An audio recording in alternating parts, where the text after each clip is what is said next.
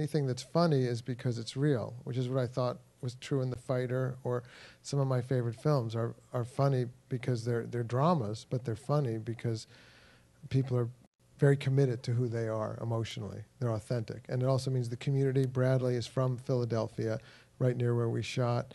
It felt very familiar and real to us, the world that we created. You know, the primary source is the novel, and then David wrote an amazing screenplay, but he also is writing on the day while we're shooting, within the take.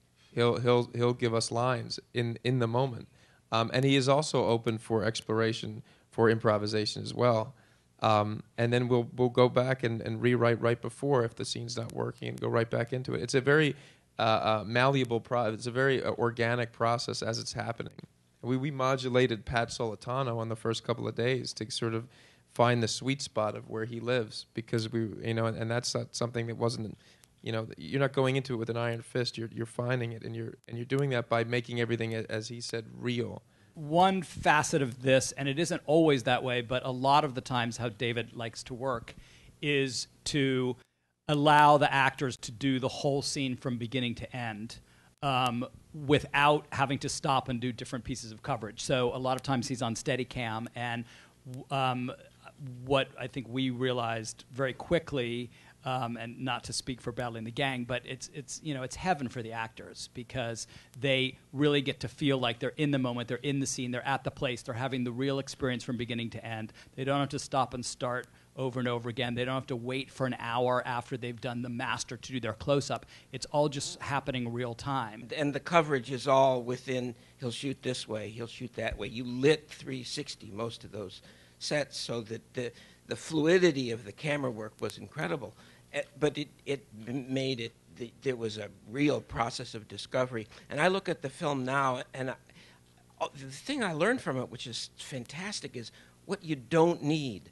And the reductive process of what we took out, and we don't need it, and none of it should come back. Danny Elfman, who did the score, who came in, and who obviously is such a brilliant composer, but what was so brilliant about what he did is that he came in, he really loved the movie and responded to it, and obviously, like you said, there's so much great music, source music that's in the movie that David's populated with, and he really came in and found a way where at times you don't know where the source ends and the score begins, because you kind of come in, it's really just guitar and drums and piano and bass. It's a very spare the way he did it, but it's so powerful and emotional, and it was such a great collaboration, I feel, because he just found a way to musically integrate himself into what was already there in the film. When David called and said, the role's available and I want you to do it, I thought, this is kind of a stretch. I don't really have many similarities to Pat. Meanwhile, I'm from Philly, and I'm Italian-Irish like Pat. I love the Eagles.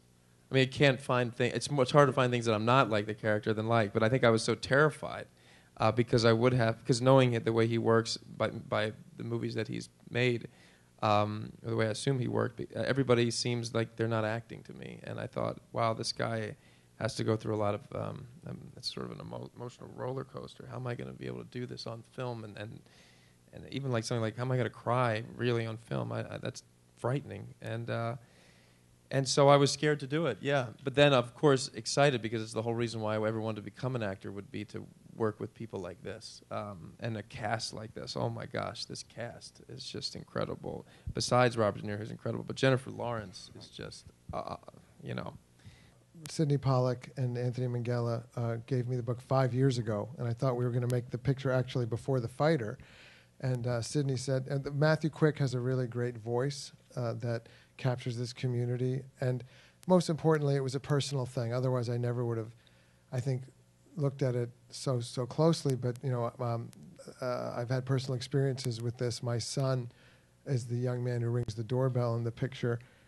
And he has had many of these challenges. So when Sidney Pollack said to me, I'm not sure how you're going to get the tone of this right because it's very tricky, I said, I think I know from the inside, because I know the sad parts and the funny parts, as long as we just do it real. I just love storytelling through cinema. I love it. I'm obsessed by it. And so to be, for this man to say, hold my hand and we're going to walk down this road together, I'm going to take full advantage of it. And so I just, was a student of his through this whole process, much more than just being the actor of Pat Solitano.